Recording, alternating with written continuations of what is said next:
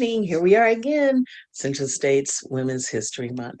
And so tonight is a little different. We got a little slideshow going on, but just be blessed and thanks for joining us. Tonight I will have some more announcements, so hang on in there and God bless you and enjoy. Good evening. Here we are again.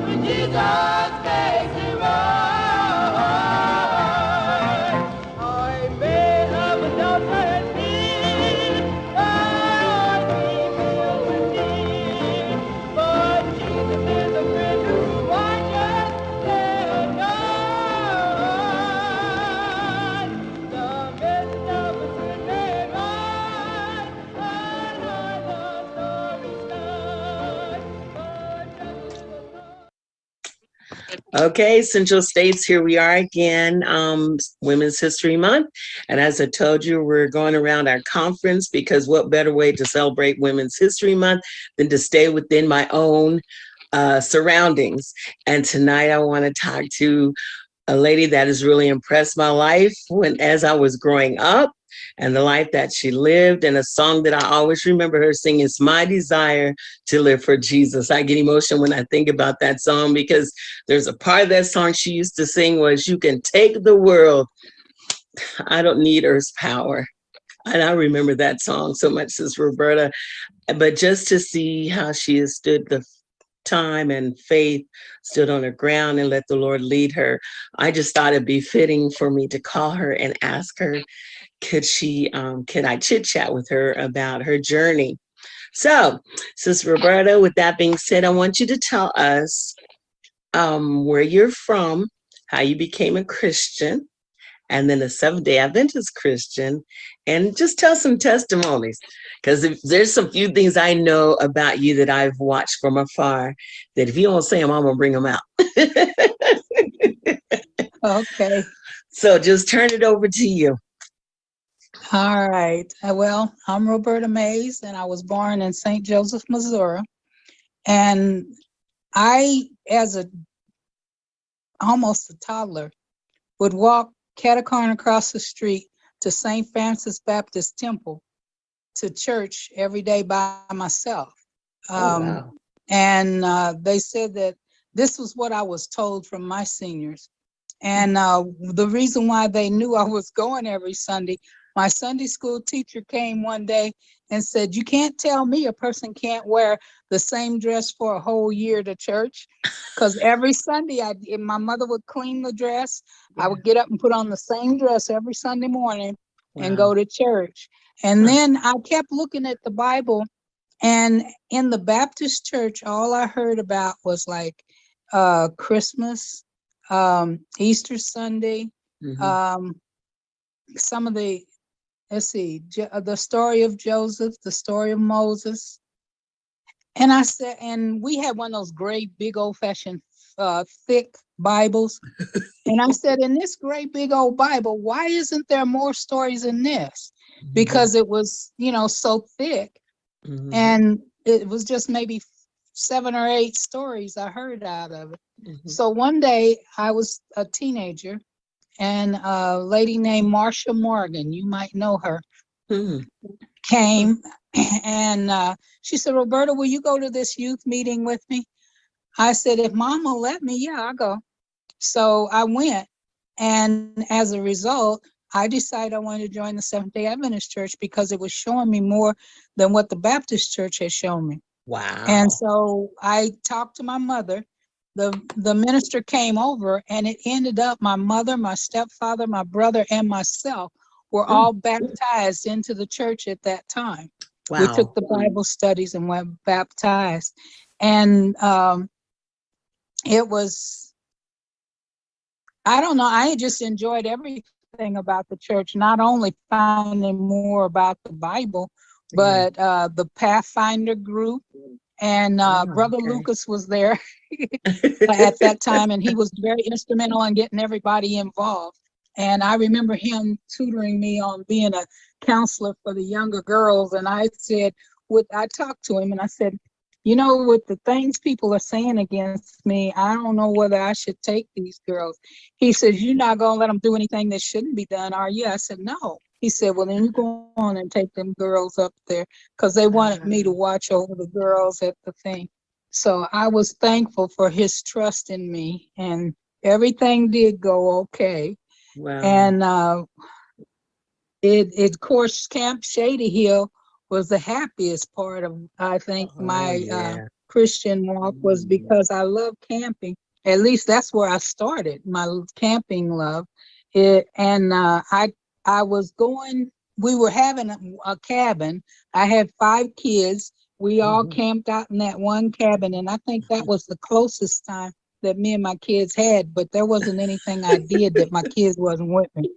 That's true. Anyway,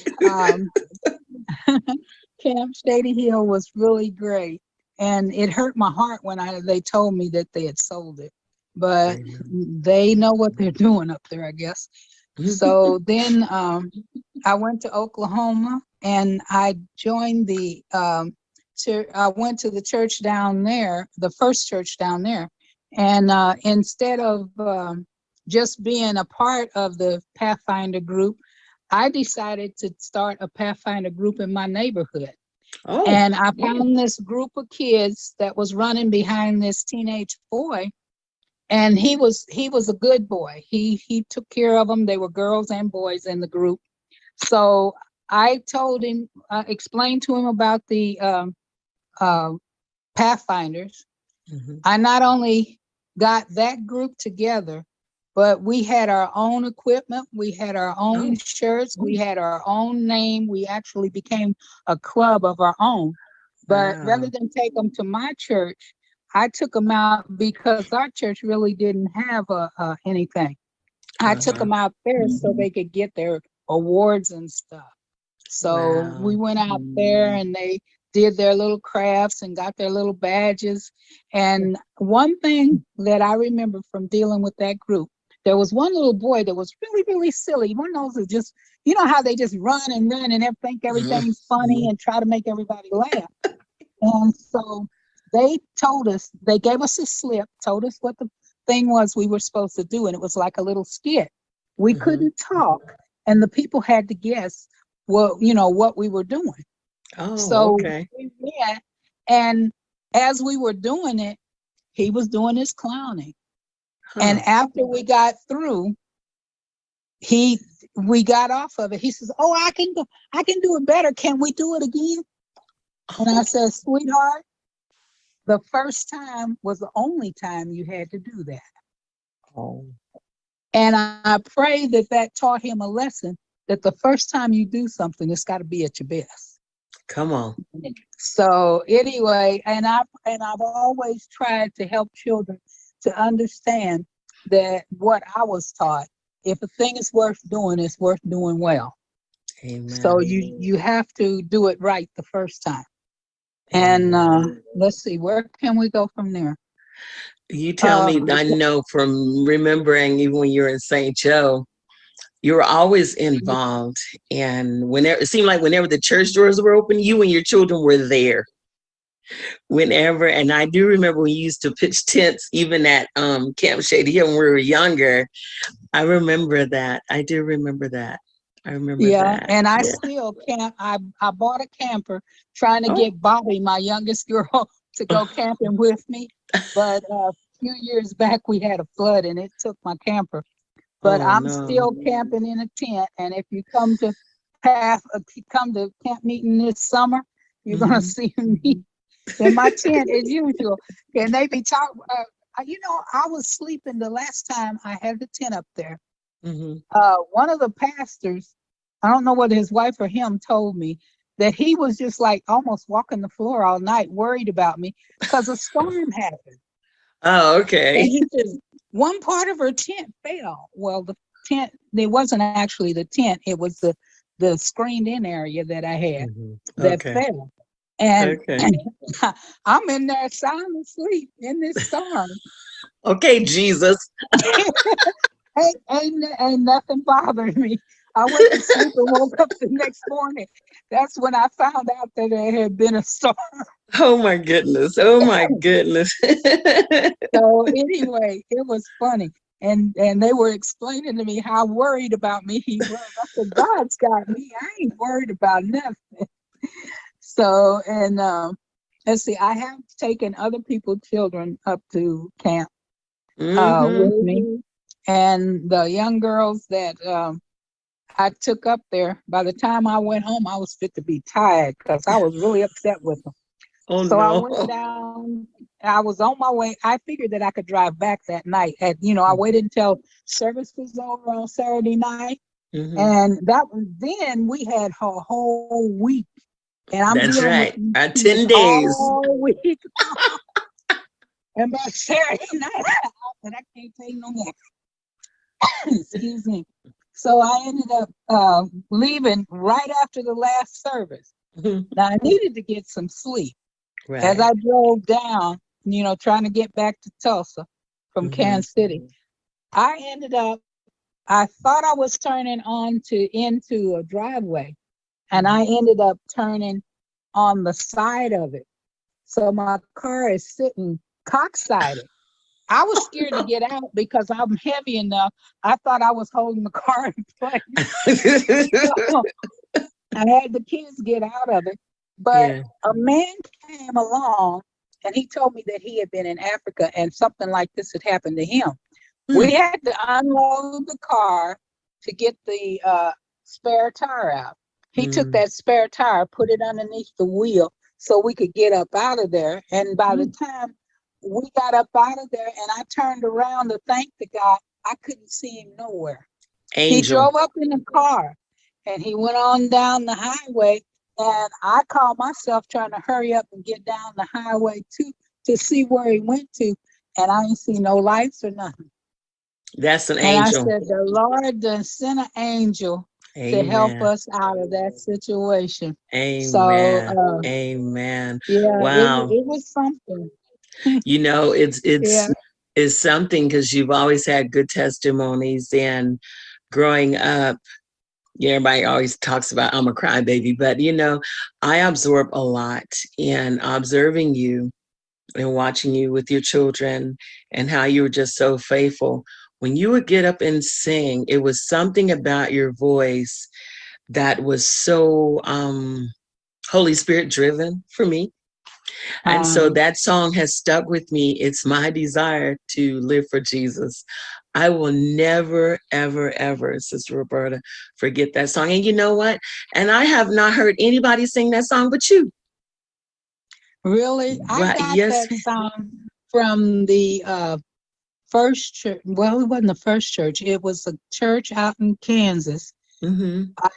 When I was out there taking care of the 114-year-old man that lived Mm, not too far from the campground, he sold us yeah. mineral water. Oh, And okay. you don't remember him or No, hearing about ma'am. him? No, Yeah, there ma'am. was it four? He was 100 and something. I Wow. won't say 114, but he was 100 and something. She was 90 something, and Hmm. he sold everybody mineral water. Huh. And anyway, I went to church on Sabbath because I told him I'm not going to stay here. I'm not going to work on the Sabbath because I was a live-in nurse or Mm-hmm. nurse's aide, you might want to call. And Mm-hmm. so I went to church at an Adventist church out there in the country. And this young lady, and I think her and her husband was just starting their ministry, and she sung that song. And Wow. since she wasn't going to be around the area anymore, because I won't sing a song that somebody else sings, Oh. I took that song and I said, that is truly the way I feel. And every time I sing it, I try to make sure that people know that this is the way we should feel about God. And I was thinking about trying to slip it into this I this was going to interview ask you, too. can we sing a little bit of it? Let me see. It's my desire. My desire to live for Jesus. Yes. It's my desire to live for Him. Though oft I fail, Yes. brought Him ashamed. Yes. It's my desire to live for Him. If you could see where Jesus brought me from to where I am today, then you would know the reason why I love Him so. You can take the world, its wealth, and its riches. Oh, I don't need earth's power. It's my desire. It's my desire. It's my desire to live just like Him. Thank you. You're Thank you welcome. so much. Thank you for being an example. Like I've told some of the other ladies that I've watched from afar, but I watch you closely because you were part of my grandmother's church. But I thank you for your ministry, just the way you lived your life, the best that you could, and letting God lead you. And I thank you for some time with me. And like I told you before we started recording, man, you and your mother's beautiful skin. I loved your cheekbones, and just the way you would be smiling. I'm sure your kids could say, yeah, mom got on us, but I didn't see that side. Well, usually by the time we got to church, a good would Oh. do the trick. Well, you have those kids under control, especially those boys. And I'm just going to let everybody know she's raised wonderful kids. Her son, Lee Jones, is our sound system man. And he used to also sing with my brother. So he's like my little brother. And so I'm grateful that you have raised your children the way that you have, and to see them honor and respect you at even the church says a lot about you. Says a lot Thank you. about you. So I pray that the Lord bless you and keep you. And thank you for this time. And you're dear to my heart. And I've already told you how much I love you. Yes, love you too. And when I come on up there to Iowa, I'll be able to see you and let Pastor Irby and all of them know I already know you. Yeah, let me know when you're coming though. Yes, ma'am. I will. I will. Love you much and God bless you. God bless. Boom. Okay, good evening, everyone. Of course, this is Donna Brown, Central States Conference Women's Ministry Director. And as I promised, we're going to keep talking to my matriarchs of our conference for Women's History Month. And another one of my mentors, Sister Diane Shelton, we met through a prayer ministry, which I feel she is a strong advocate for prayer. And I love what she's got going on in her church. So I'm not going to steal that thunder. I'm going to let her share those things with you. But I was honored to be able to come and share a prayer ministry day with her and her church at a God.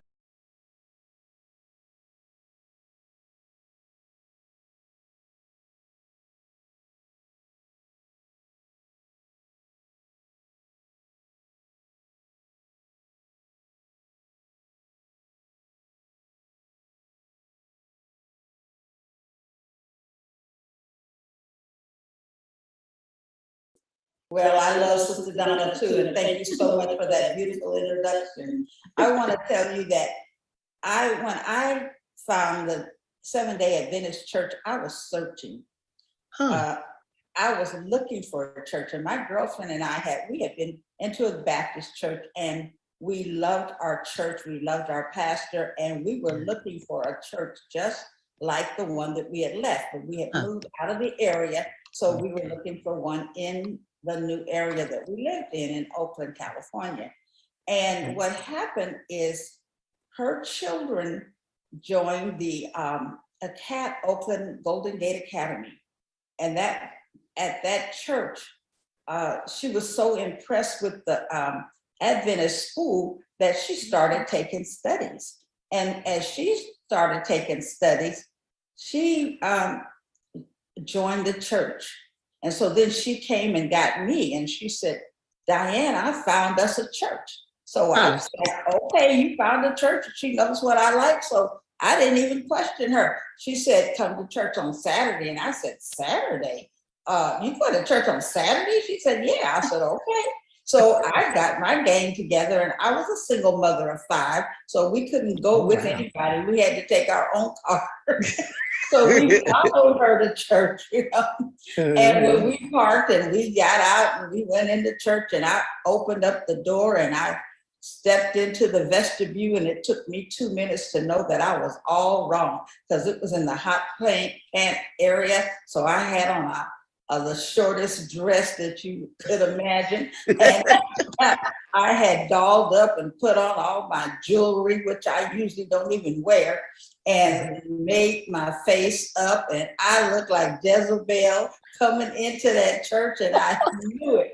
But I went on up the stairs anyway, but I hunched her, and I'm like, why you didn't tell me I was dressed all wrong? And she said, girl, I thought you knew. And so we went on up, and I was greeted warmly, which I wasn't expecting because I knew I looked like Jezebel. But everybody treated me so kindly, and Wow. they invited me to stay for church and everything. So I felt comfortable in the church, even though I knew that I was dressed all wrong. I didn't know it was Visitors Day. Just a hint, if you have that opportunity, make sure that you make people, no matter how they look, feel comfortable. Because Amen. I knew I was all wrong. Nobody had to tell me, but they treated me with love. So I Amen. stayed. And every Sabbath from then on, I took off something. There was no jewelry the next time I came. The dress got longer and longer each time I came. And so I corrected myself by watching the other people that were around me. And I Amen. was convicted every Sabbath, every lesson study that I took. Her husband gave me lessons, and every week we dropped something as a family because my children were also taking Bible studies. So one week we dropped the pork. The next week we were trying to make vegetarian sandwiches. The next week we were wearing different clothes. The next week we were listening to different kind of music, and we learned how to worship and keep the Sabbath by hanging around our Adventist friends. So I'm telling you to model to the people that you bring in the church. Friendship evangelism works. My friends kept me through the church. My family turned away. My regular other friends turned away because they said they felt guilty just being around me. But my Adventist community wrapped their arms around me, adopted me and my 5 children, and they made a way for us to stay connected to God. So following their example helped me a lot. Wow. When I came into the church, the first office I held was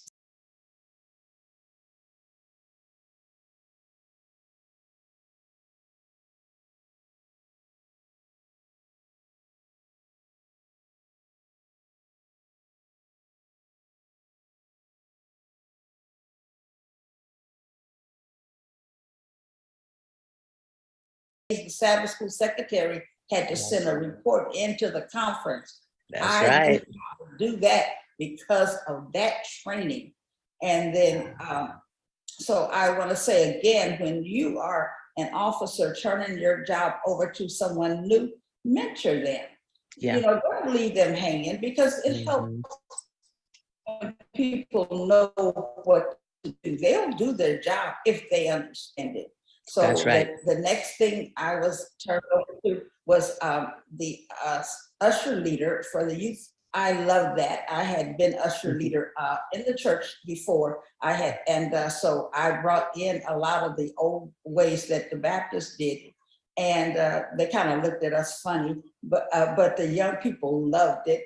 And I had an usher board that traveled around the Bay Area. We went to all the events when there was a conference, when there was a general meeting. Our team was always asked to usher. So we enjoyed that, and we traveled around, and we had potlucks, and it was just a joy being with the young people and training them up to be ushers. And actually, when I left, some of the young people that were on my team took over as head of the young.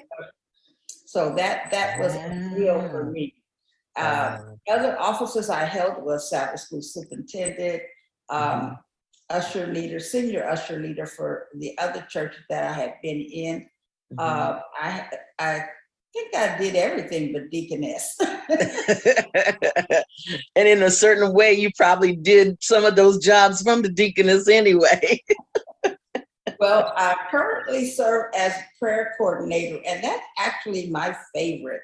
I have enjoyed, we know that prayer is the gateway to heaven's storehouse. So I always want to use prayer, but I have done so many things with prayer ministry that I never even really dreamed of before. And Donna brought in some unusual things for prayer day. that gave individual things that I just loved. And I don't think our church has stopped talking about that yet. Oh, Being able to go from station to station and to learn things about themselves. praise And I think God. sometimes that's the deepest thing. It's easy to point fingers at other people, but learning about yourself is a whole nother thing. So we enjoyed that so much. But I was glad you included me. our prayer ministry was just wonderful. We enjoyed our prayer days, but also we enjoyed working in the community. Our prayer team has walked around the community, prayed around some of those police departments that they felt were being discriminating and not treating our people right. We went to them and we told them, we're praying for you. And we walked right around their buildings and prayed for them. We got our t-shirts that let them know that we were prayer warriors, and we prayed for communities all around our church. We went to laundromats, we went down the street to farmers markets, and we haven't stopped yet. We plan this May to go around our neighborhood again and put door knockers on the door and give gift basket to those who wish to pray. And our goal this year is to pray monthly for our community, to walk around the community once a month and pray for those people who are in need of prayer. Now, that doesn't stop us from doing our prayer each Sabbath.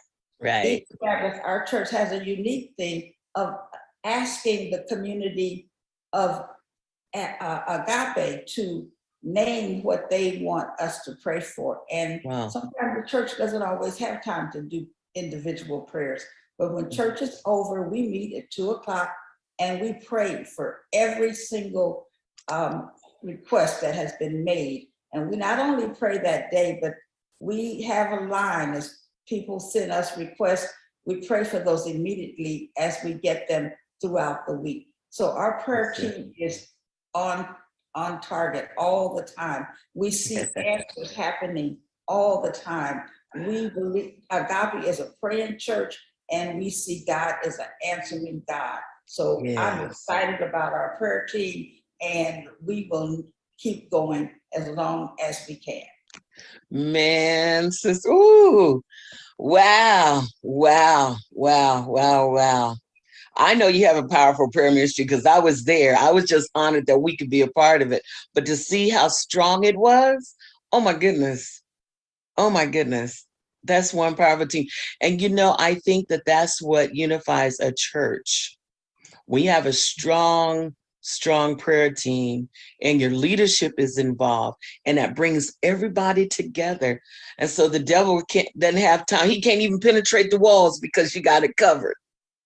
That's what's so awesome. Man, oh man, oh man. One thing I wanted to find out, what brought you from California to St. Louis?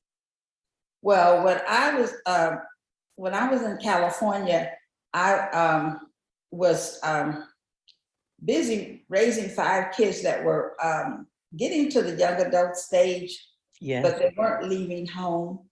they were kind of coming back, or going to college, coming back home, going to work, coming back home. And I figured the only way they really, and as a single mom, I think sometimes you overcompensate. You want to be mother, father, everything, you don't want to be missing. So I think I spoiled them a lot. So I wanted them to grow up. And I thought the only way for them to really grow up was for me to leave them on their own. And when I did that, they grew up.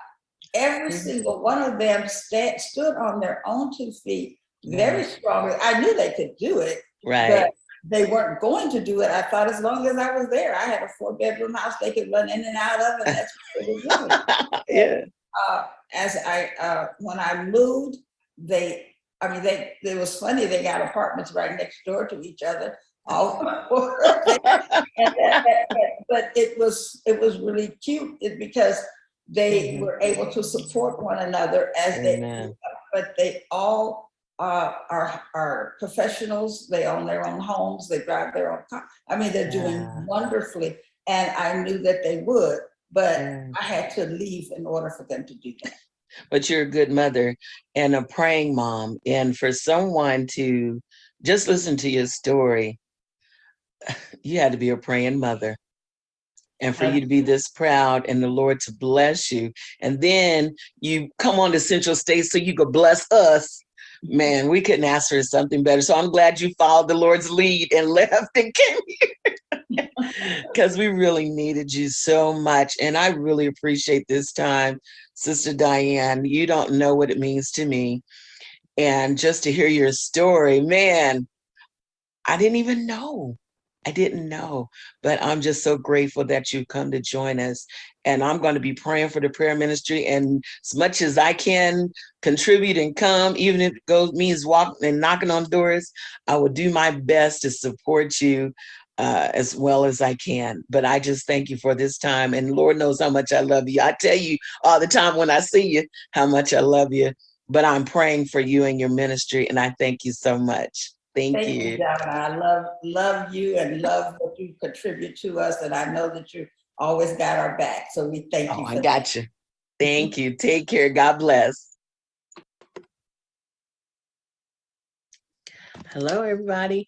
I prayed you enjoyed tonight. I'm excited. I love these interviews and talking with our seasoned women, women of our conference. A special announcement, we will be leading prayer meeting next Wednesday, the conference-wide prayer meeting. So Pastor Irby has asked us to host it. I'm grateful. My host will be Brittany Fatoma from SALT out in Columbia, Missouri, and our special speaker, my girl, Elder Judith Hill from Omaha. We'll also have some of our prayer warriors online to assist us with praying from different areas that we have here in our conference. So hope to see you then. And also Thursday, we will finalize and close out for Women's History Month. And we'll also be appreciating our pastors' wives. I didn't realize, but this month is Pastors' Wives Appreciation Month. So thank you so much for joining in. God bless. Love you.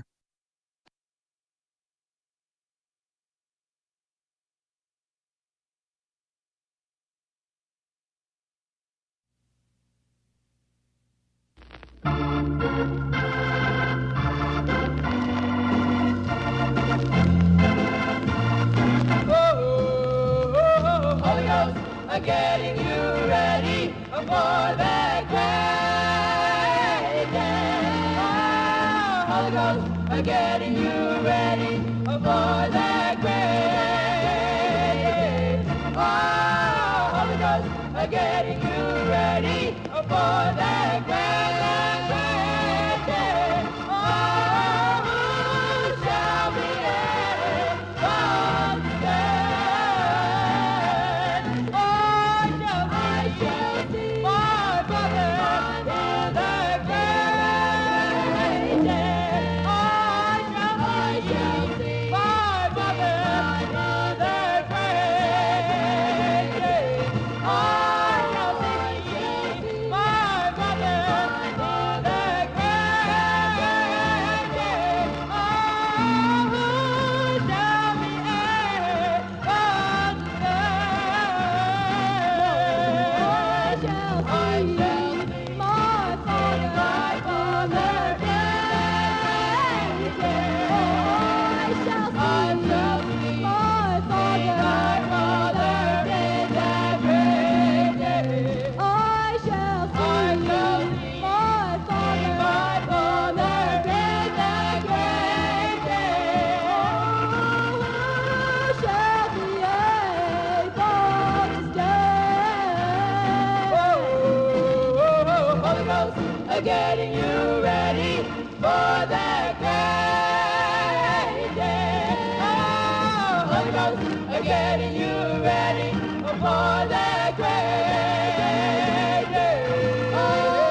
Holy Ghost, getting you ready for that great day. Oh, who shall be able to stand? Holy Ghost, getting you ready for that great day. Oh, Holy Ghost, getting you